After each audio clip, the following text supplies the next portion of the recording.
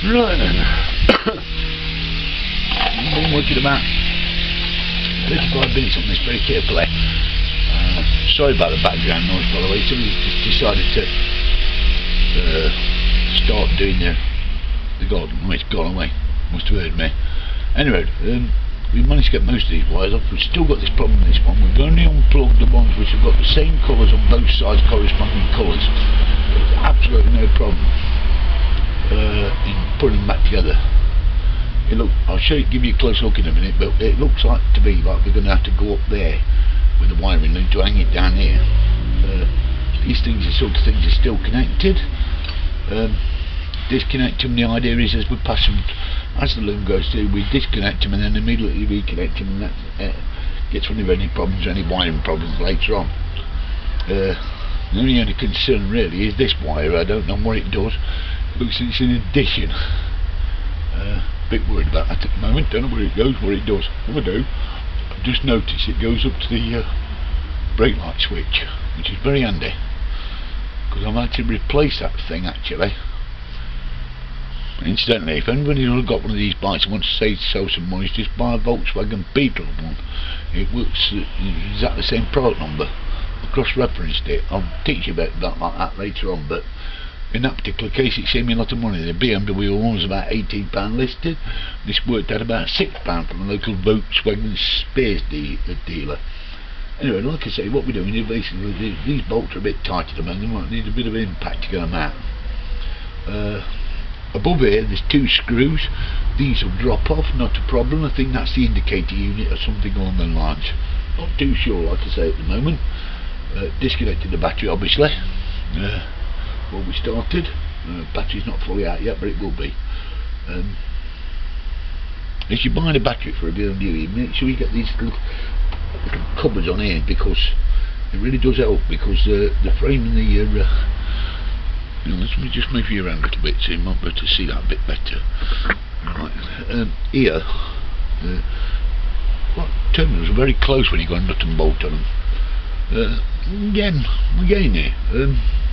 Not huge work, but good bit of soaking, good bit of detective work, and a little bit of cleaning. We used a little bit of rag on some of the ends of these. Used a bit of rag on the end of these.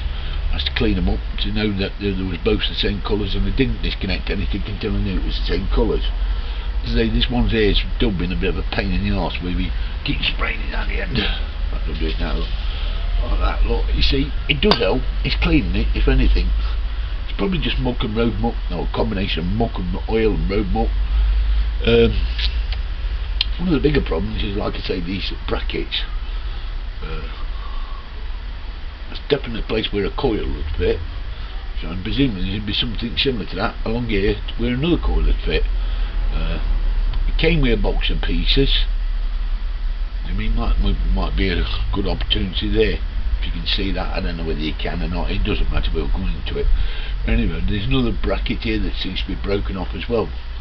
These brackets are a pain in the bum at the moment, and I know one or two came with a box of stuff that came with the bike. How they got broke off, I ain't got a clue.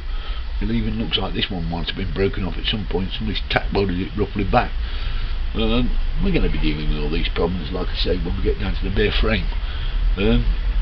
What else to say? Oh, there is. This cupboard does seem to come off dead easy, so I think that's what allows you to lift the bike engine up to get it out. Maybe the front cupboard's got to come off, I don't know. I can check these things out as we go. Obviously it can sit down and back in the cradle. Bit concerning me that is, I must admit at the moment. We've got a blooming good engine lift, and when we could, strap it up good, and we should be able to move it around quite easily. I would have thought once we get that 1-ton engine crane on it. Very little else to say really. Work's progressing. We've took all the wires out. There's not been any particular problems. No, I ain't got one here. I was going to wire brush one of these to show you that they will clean up quite easily. They're not heavily corroded. Basically, we're just cracking on. We're having an hour or two on it, as like I said I would. Anyway, thanks for today. Ta-ra. By the way, if you like what you're seeing, don't forget to subscribe. I'm going to be doing an introduction video, tells you a little bit more about me at some point. No, like I said, I'm just starting this channel. Can't say I'm an expert, could I'm not. But if this helps somebody out, that's my aim more than anything. I like to help people out. I like to think I'll help people out. And that's it for today. Okay, I'll see you in a bit. Bye.